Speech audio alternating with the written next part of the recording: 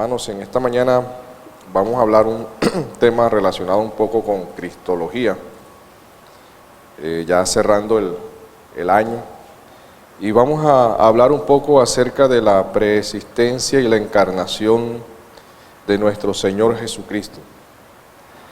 Y vamos a tomar como base el texto del Evangelio según San Juan, capítulo 1, versículo 18. Vamos a mirar este texto, vamos a citarlo y vamos a ver el contexto donde se da este texto, que posteriormente, a la medida que vayamos desarrollando, lo volveremos a él para tener una mayor claridad del mismo. Dice las Escrituras en el Evangelio según San Juan, capítulo 1, versículo 18. ¿Lo tienen, hermanos? Bueno, dice la Biblia: a Dios nadie le vio jamás. El unigénito Hijo que está en el seno del Padre, Él le ha dado a conocer. Muchos interpretan este texto aplicándoselo al Señor Jesucristo como si Él llegó a existir. Pero dentro del contexto en que se desarrolla este texto, es todo lo contrario. Él ya existía desde antes de venir a la tierra y desde antes de encarnarse. El versículo es claro y dice: nadie le vio jamás. ¿A quién? A Dios, el Dios inalcanzable, el que no estaba a la mano de nosotros los mortales, el Dios que no estaba a nuestra disposición. Nadie le ha visto jamás. Pero ¿quién fue el que dio a conocer a ese Dios? Fue el Señor Jesucristo. Por Él solamente podemos conocer a Dios. Y el Evangelio de Juan comienza con un enfoque de la encarnación muy diferente a los otros evangelios. Juan no comienza la narración de su evangelio con el testimonio de Juan el Bautista, ni con la narración del nacimiento del Bautista y con Jesús, o tampoco lo muestra con la genealogía de Jesús hasta Abraham o de la creación de Adán. Juan retrocedió hasta el comienzo del tiempo, hasta antes de la creación del universo material y de la creación de este universo, y él retrocede hasta Dios mismo. Ahí mismo en el versículo 1 del capítulo 1 dicen las Escrituras: en el principio era el Verbo, y el Verbo era con Dios, y el Verbo era Dios. Este primer versículo del Evangelio de Juan presenta tres afirmaciones que constituyen la base teológica cristiana. El Verbo existía antes del comienzo de la creación. El Verbo tiene una relación íntima con Dios y el Verbo es divino. El término el principio, según algunos comentaristas, combina dos significados. Nunca existió un tiempo cuando el Verbo no era, y nunca existió una cosa que no dependía de él para su existencia. El vocablo en ese versículo de era, el verbo, es un verbo en griego que es eimi, así se lee. Y ese verbo en griego, en ese versículo 1 de ser o de era, es de ser, con relación al ser, al existir, a estar presente. O sea, ahí lo que quiere decir es que Jesús es el que es. Jesús ha existido. Y se usa ese verbo solo cuando es enfático en afirmar algo, como soy o he sido. Es un verbo que apunta a que ese ser que está ahí solamente es o ha existido. Y eso mismo es lo que encontramos en el Antiguo Testamento cuando Dios se presenta como el yo soy. Y es un verbo que muestra es ser, existir, estar presente, o es una acción continua. Es decir, al aplicarle a la persona del Señor Jesús, está hablando de el ser eterno del verbo. Una traducción que capta esta atención sería: el verbo estaba siendo continuamente. Él siempre estuvo. Él no llegó a existir.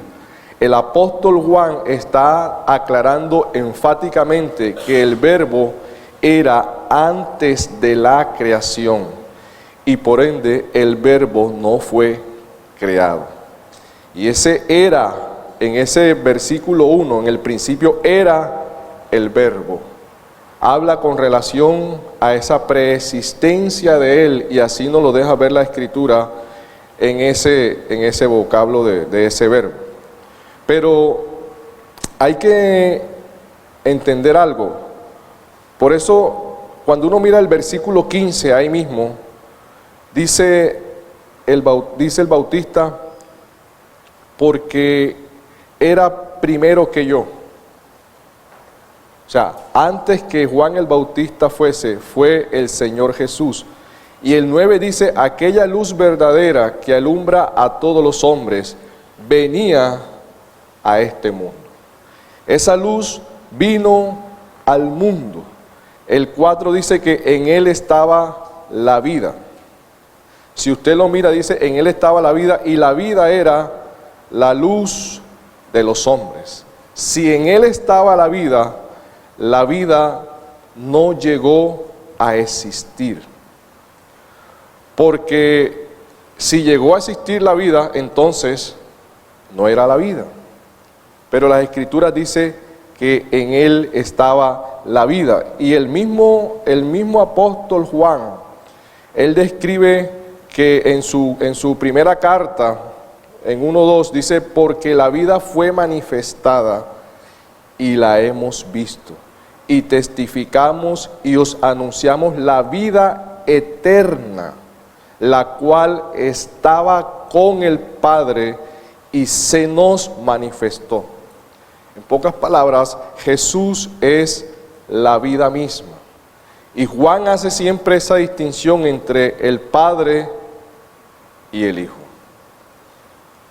Y hay que entender algo, hermanos, con relación al ser del Señor Jesús y con relación a este capítulo 1.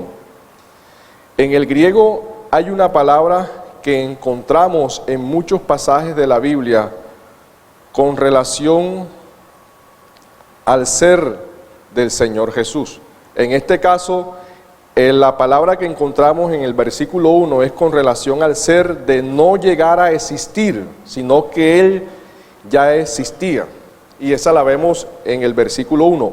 Pero Juan se cuida de no aplicar una palabra o un verbo griego al ser del Señor Jesús como si Él hubiese llegado a existir.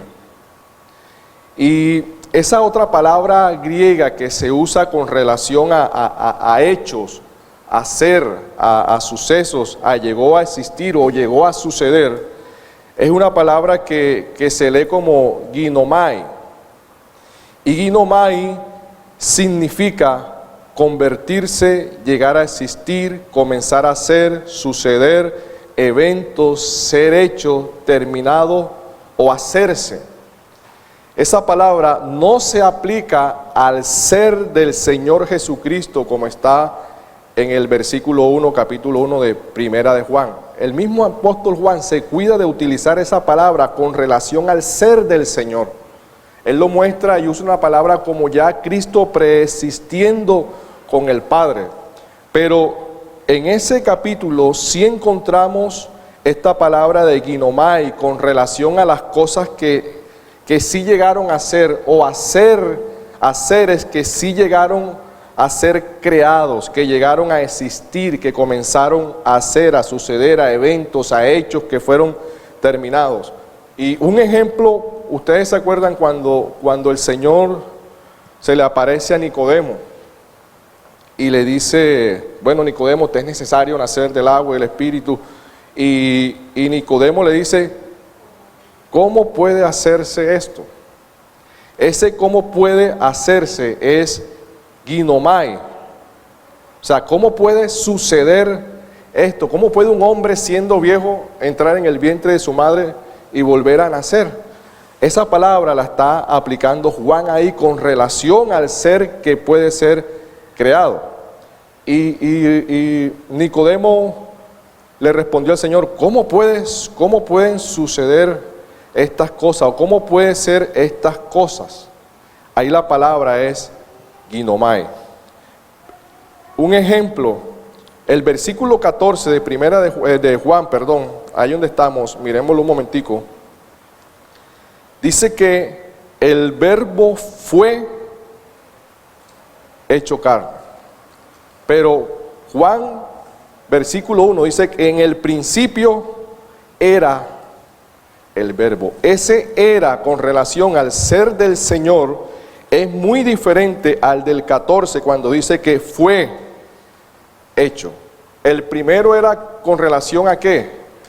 Al ser que no llegó a existir, sino que es el que siempre ha sido mostrándole preexistencia. Pero el del versículo 14 dice, aquel verbo fue hecho. ¿Sabe que esa palabra hecho cuál es? Ginomai. ¿Y ginomai qué significa?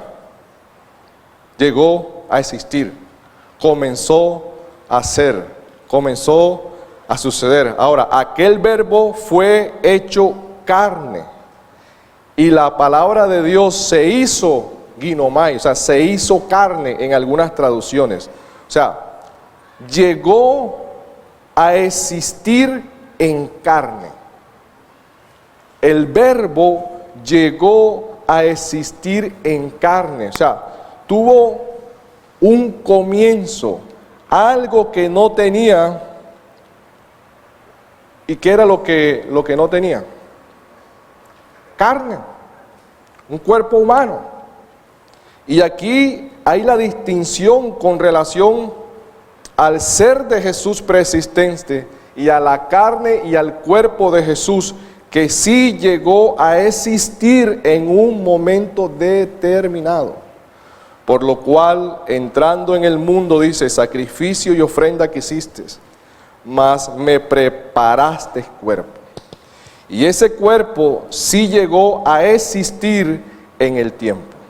Se encarnó en el tiempo, pero cuando vino el cumplimiento del tiempo, Dios envió a su Hijo, nacido de mujer y nacido bajo la ley. En ese sentido, ese es el sentido de la encarnación. El Señor Jesús no bajó con un cuerpo humano desde el cielo. El Señor Jesús no bajó con carne desde el cielo. Él sí llegó a existir sobre esta tierra con un cuerpo humano, con carne, en el tiempo, en un momento determinado. Pero esa palabra solo se le aplica en ese suceso, no con relación al ser de Cristo persistente, como lo vemos en el principio, era el verbo. Y ese es el gran misterio, hermano. E indiscutiblemente y grande es el misterio de la piedad. Dios manifestado en carne, recibido ahora en gloria. ¿Quién dice que se manifestó en carne? Dios. Mire, 1 Timoteo 3:16, ¿qué dice, hermanos?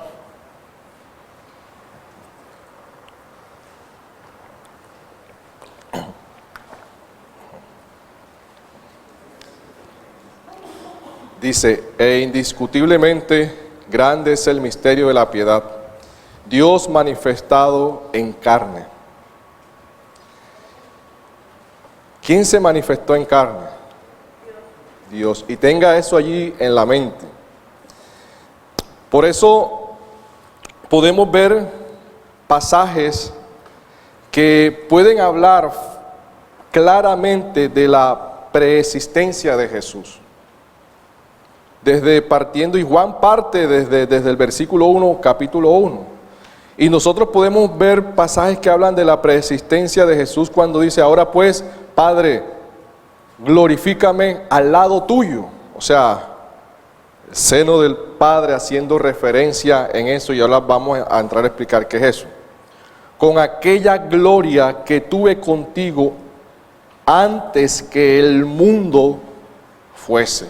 Una distinción entre el Padre y el Hijo. Padre, aquellos que me has dado, quiero que donde yo estoy, también ellos estén conmigo, para que vean mi gloria que me has dado, porque me has amado. Eso tiene que ver con el seno del Padre. Desde antes de la fundación del mundo. Y dice también Jesús cuando estaba con los judíos, y dice que de cierto os digo, antes que Abraham fuese, yo soy. Juan entra ahora a un escenario. Ya hemos visto que Jesús preexistía con relación a su ser, y que Jesús llegó a existir en el tiempo, ojo, a existir en el tiempo con relación a carne y a cuerpo. Pero Juan entra ahora a un escenario donde tiene que transmitir esta gran verdad de la encarnación del Hijo de Dios, de tal manera que sea un mensaje comprensible tanto a los judíos como a los gentiles o griegos que estaban en ese momento o en el contexto donde se está desarrollando todos estos argumentos. Y Juan habla de el verbo. Quizás muchos hemos escuchado acerca del verbo y qué es el verbo y qué se relaciona con cuando Juan dice que en el principio era el verbo y el verbo era con Dios y el verbo fue hecho carne. Y si entendemos el contexto donde se da esta palabra, lo comprenderemos mucho mejor. El verbo también es igual a logos, que es la palabra en griego. Y logo es lo que alguien ha dicho, o la palabra, o decreto, o mandato, u orden, o discurso, o acto de hablar. Se usa también con la razón, razonar, calcular. En filosofía hay algo que se llama del mito al logos. Nosotros entendemos que anteriormente, antes de Cristo y también después de Cristo, pero antes de Cristo, los filósofos presocráticos y demás hacían una interpretación de los eventos de la naturaleza, del cosmos, del universo, desde un punto de vista mitológico. Ellos lo atribuían a los dioses del Olimpo, Zeus, etc. Pero se fue dando una transición desde el mito hasta el logos. O sea, desde interpretar los sucesos cosmológicos desde un mito, fue pasando hasta poder interpretarlo desde una explicación razonable, partiendo desde hechos que vayan comprensibles con la razón. Y fuera de eso, los griegos compartían un pensamiento platónico acerca de Dios. Platón tenía un concepto de un Dios supremo y lo llamó, permíteme que se me activó aquí una cosita, y lo llamó el movedor inamovible. Él mueve todo, pero a él nada lo mueve. Entonces decían los griegos que ese Dios es un Dios sin sentimiento, que era todo pensamiento, que era trascendente, pero no inmanente. Inmanente es que puede comunicarse con todo lo creado. Entonces, como era trascendente y no inmanente, estaba muy lejos y necesitaba comunicarse, expresarse, no él directamente, sino un elemento derivado de ese Dios. Y ese elemento derivado de ese Dios fue lo que se llama Logos. Este Logos fue la expresión del Dios Supremo. Entonces, ese Logos fue el que creó todo, así lo concebían los griegos.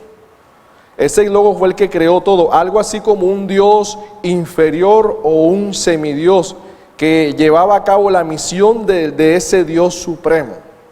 También se conocía el Logos como una fuerza impersonal que creó todo. Como término filosófico se refiere también al alma del universo o al principio racional del universo. Ahora bien, el Evangelio de Juan está escrito para personas conocedores tanto de la cultura judía, pero también del pensamiento griego. Y allí tenía Juan un gran desafío, cómo transmitir la encarnación del Hijo de Dios para estas dos culturas.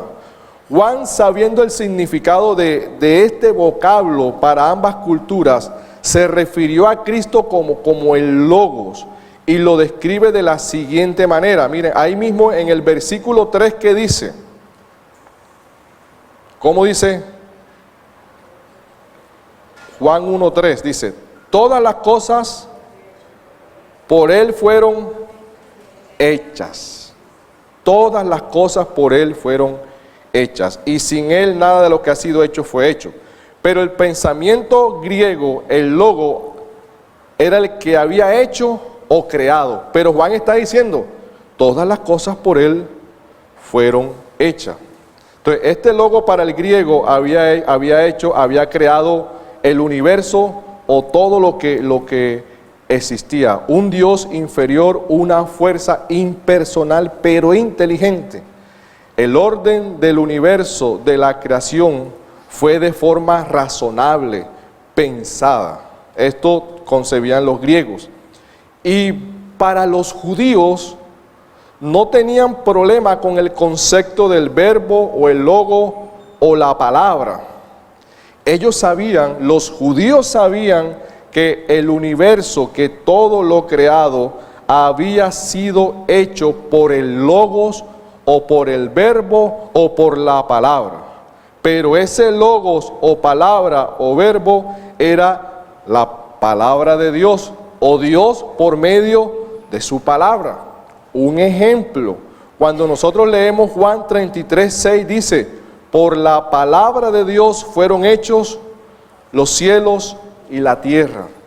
Y otro salmo dice, para siempre, oh Señor, permanece tu palabra en los cielos. Habiendo visto la posición de los griegos y de los judíos con relación al concepto de logos, Juan tiene que saber reconciliar esta gran verdad de tal manera que la entiendan sus oyentes y saber transmitir esta gran verdad que transformaría el corazón de todos ellos. Y entonces él les dice en el versículo 3, todas las cosas fueron hechas por él, todo fue hecho por él. Encaja tanto el pensamiento griego como el pensamiento judío. Pero viene una pregunta, ¿quién fue el que las hizo?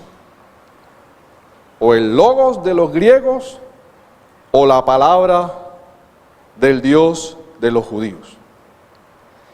Y aquí es cuando Juan comienza a mostrar todo lo que él está transmitiendo, y ahí el versículo 4 da la respuesta de por quién fueron hechas todas las cosas. Y el versículo 14 dice, y aquel verbo que fue hecho carne. Una gran verdad que podía chocar con los griegos y podía chocar con los judíos. Aquel verbo fue hecho carne. La palabra fue hecha carne y habitó entre nosotros y vimos su gloria, gloria como del unigénito del Padre, lleno de gracia y de verdad. el que creó todas las cosas se había encarnado. Había venido en carne. Él es el creador de todas las cosas visibles e invisibles. Miremos Colosenses capítulo 1, versículo 15.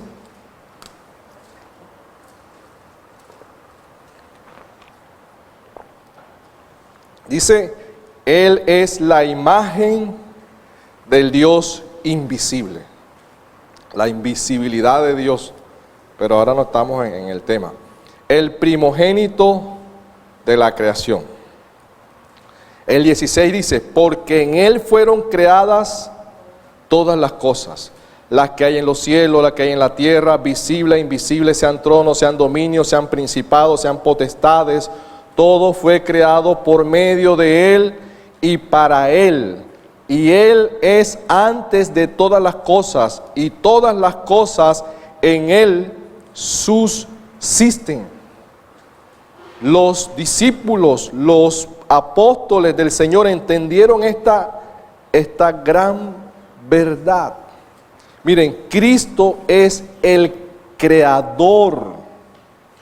Todas las cosas fueron creadas por medio de Él y para Él. Y si el Señor Jesucristo es el creador, como lo muestra Colosenses y como lo muestra Juan, el Hijo de Dios, el unigénito del Padre, nuestro Señor Jesucristo es Dios el Hijo encarnado. Porque ¿qué dice Génesis capítulo 1, versículo 1? En el principio creó ¿quién? Dios. ¿Qué creó Dios? Los cielos y la tierra. ¿Y qué dice Colosenses? Que ¿quién creó todo? Cristo, el primogénito, la imagen visible del Dios invisible. ¿Y qué dice Juan? Que él creó todas las cosas. Y el que creó todas las cosas, el Verbo fue hecho carne. ¿Y qué dice Juan y Pablo con relación a quién creó todo esto? Nuestro amado Señor Jesucristo. Juan está diciéndole a los judíos y a los griegos que el logo, la palabra, el verbo que creó todas las cosas en el mundo era el Señor. Y ese era el Señor Jesucristo. Y aquel verbo fue hecho carne. Por eso Juan puede decir, yo lo vi. Yo vi su gloria, yo vi la vida manifestada. Eso no es un simple versículo, le está encajonando todo. Por eso dice lo que era desde el principio, lo que hemos oído, lo que hemos visto con nuestros ojos, lo que hemos contemplado, lo que palparon nuestras manos tocante al verbo de vida. Y dice Juan en su primera carta de Juan, capítulo 1, versículo, dice, porque la vida fue manifestada y la hemos visto. La vida fue manifestada y la hemos visto. Y testificamos y os anunciamos la vida eterna, la cual estaba con el Padre y se nos manifestó. Se encarna el Hijo de Dios, no el Padre. Hay una distinción, pero el Padre envía al Hijo. No es un modalismo unicitario o unitarismo. La economía de la salvación es trinitaria. En Él estaba la vida y la vida fue manifestada. Pero Juan también recoge todo eso y lo muestra en su evangelio. El versículo 4 dice que en Él estaba la vida y la vida era la luz de los hombres. Él fue el que dio vida. Es más, Él fue el que le dio vida a usted y a mí. Ahora podemos ver mucho mejor el texto que comenzamos leyendo de Juan 1:18. A Dios nadie le vio jamás. El unigénito Hijo del Padre que está en el seno, el unigénito Hijo que está en el seno del Padre, Él le ha dado a conocer. Y para ir ya aterrizando, el seno del Padre. El seno del Padre es un término que se usa simbólicamente del asiento de un gran afecto. La palabra generalmente se usa en las Escrituras en un sentido afectuoso de intimidad y cuidado. Puede ser casi sinónimo de corazón. Seno, con relación al griego y al hebreo, es el frente, la porción superior del tronco humano. Figuradamente, la palabra denota una asociación estrecha, íntima y un cuidado amante. Otros matices se refieren al vientre, al seno materno, al hombre interior. Eso es lo que está diciendo con relación al Hijo. Tiene una relación de intimidad, de amor, sobre todo de amor. Y unigénito del Padre que encontramos en ese texto es gonógenes. Se usa en el sentido literal significando hijo único. Aquí el énfasis recae sobre su singularidad más que en su naturaleza de hijo, aunque ambas ideas están ciertamente presentes en esa palabra. Él es el Hijo de Dios de una manera que más nadie puede ser. Monógenes describe la relación absoluta, singular del Hijo con el Padre en su naturaleza divina. El término es también indicador de un intenso afecto derivado de una íntima relación paterno-filial. El término no hace referencia a su nacimiento humano ni a su condición de hombre. Como logos o palabra, este estaba en el principio con Dios, incluso antes que el mundo fuera.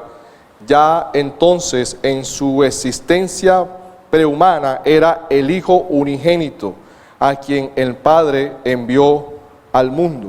Otra definición es que Cristo es el único Hijo engendrado o nacido de Dios.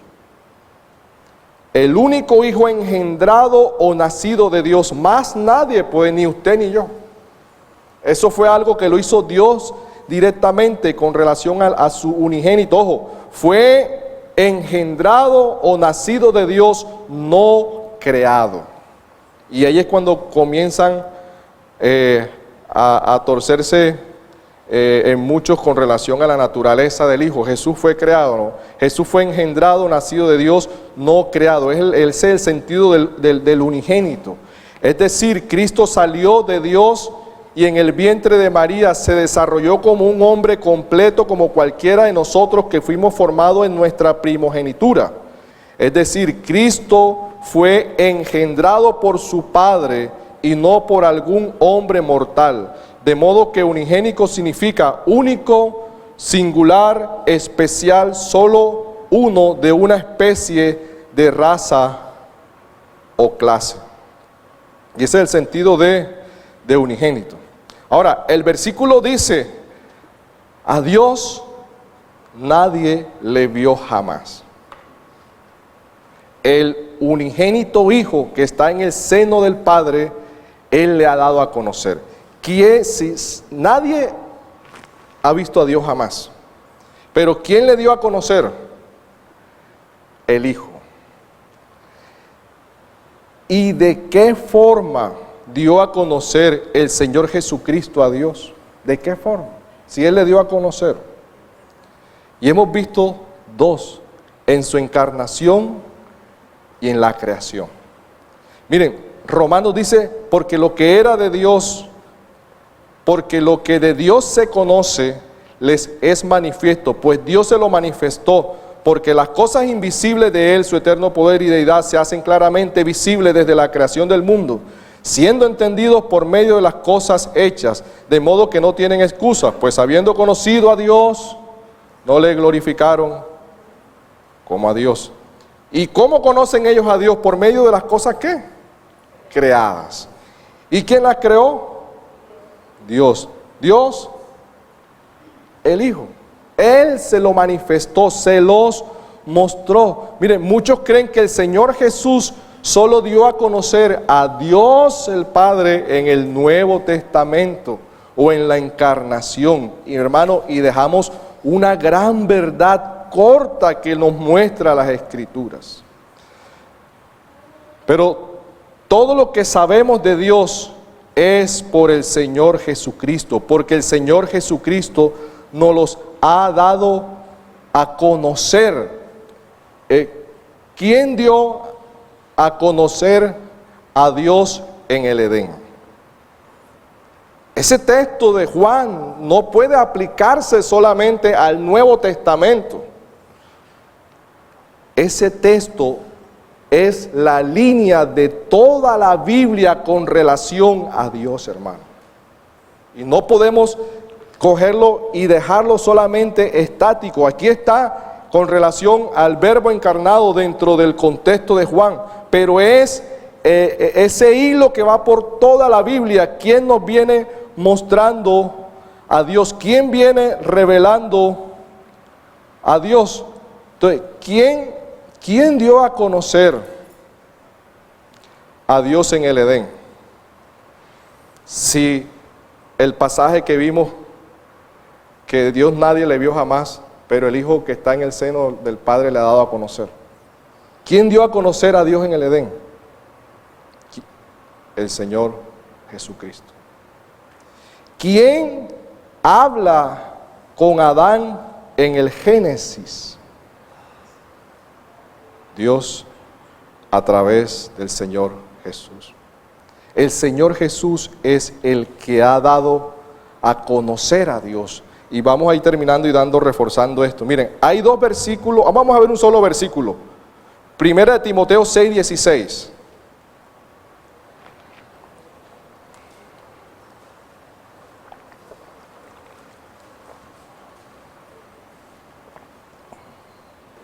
Dice, el único que tiene inmortalidad, el que habita en luz inaccesible, a quien ninguno de los hombres ha visto ni puede ver, al cual sea la honra, el imperio sempiterno.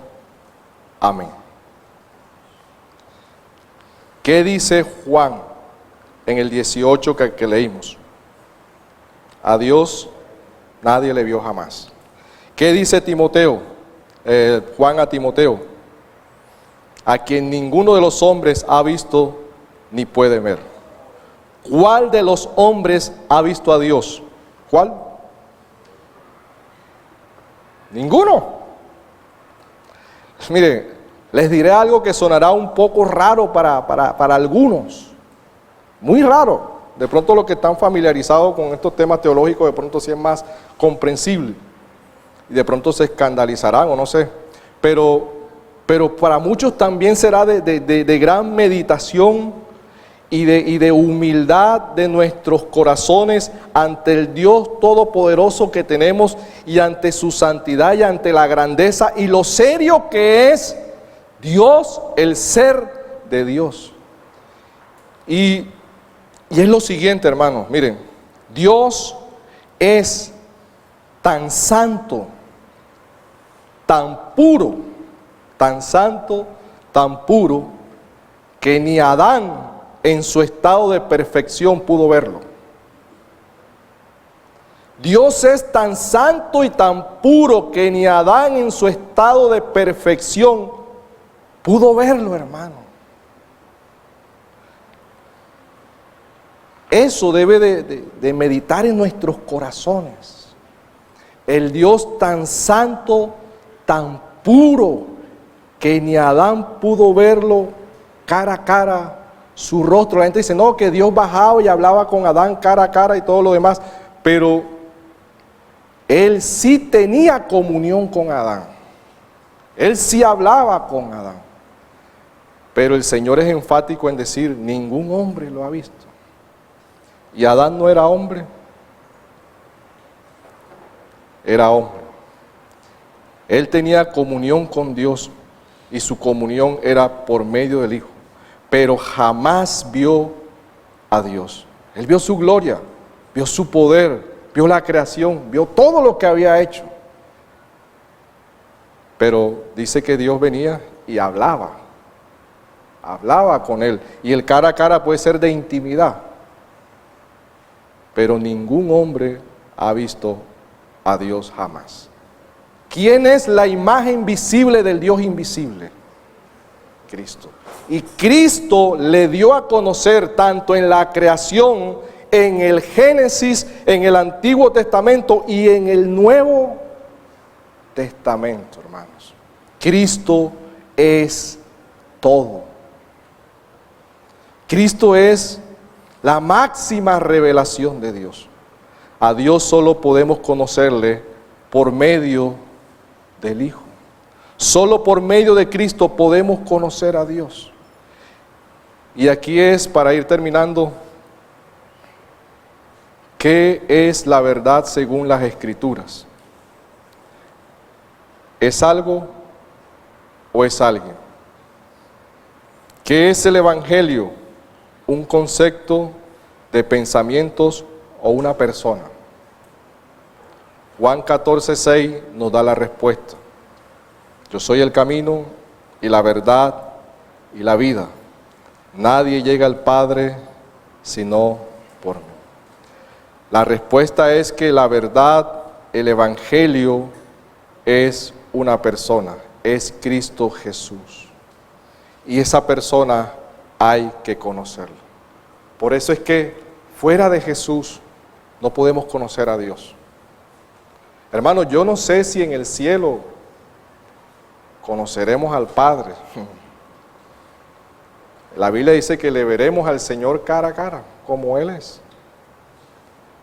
Pero hermanos, de seguro, desde esta tierra, nuestros corazones se humillan a adorar a ese Dios invisible que no conocemos, pero que sí lo hemos conocido a través de la encarnación y de la creación por medio del Hijo.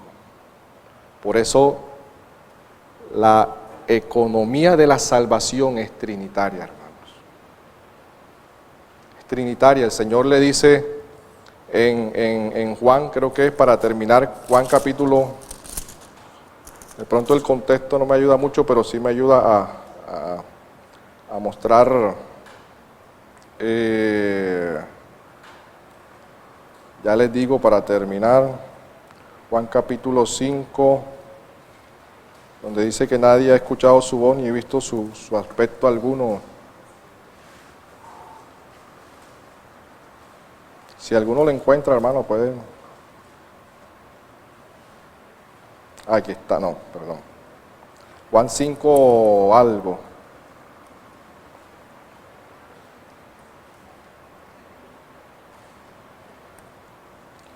Donde el Señor le dice, vosotros no habéis visto, no habéis escuchado su voz, ni habéis visto aspecto alguno de Él.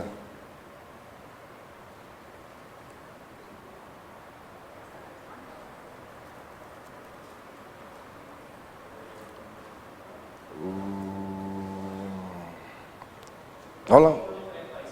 37. También el Padre que me envió, Juan 5:37, gracias hermano. También el Padre, está hablando del Padre que me envió, ha dado testimonio de mí. Nunca habéis oído su voz, ni habéis visto su aspecto. Y dentro de la revelación que Dios da de Él, dentro de la revelación que Dios da de Él, Él dio a conocer su voz a los apóstoles. Este es mi Hijo amado. Pero no hay aspecto alguno de Dios que conozcamos. ¿Quién es la imagen de Dios? Jesucristo. Si estamos fuera de Jesús, estamos condenados para siempre. Por eso, hermanos, el caminar con el Señor, el conocer a Jesucristo, el ser de Cristo, el ser de Dios, creo que es una de las de las doctrinas más hermosas que hay, inspira nuestros corazones. Muchas veces uno lee textos de moralidad cristiana, de ética cristiana, y eso, mi hermano, ayudan mucho a hacer aplicaciones dentro de un sermón y todo. Pero cuando uno comienza a estudiar el ser de Dios, la naturaleza de Dios, hermano, nos ayuda a conocer tanto a Dios que nuestros corazones y nuestra boca callan delante de su majestad. Y sabemos que Él no es hombre como ninguno de nosotros. Él es totalmente diferente. La Biblia dice que Él no es hombre para que mienta. Y esa sola distinción marca un gran abismo. Y cuando nos acercamos a Él a adorarle, a honrarle, es con una total reverencia y temor en nuestros corazones.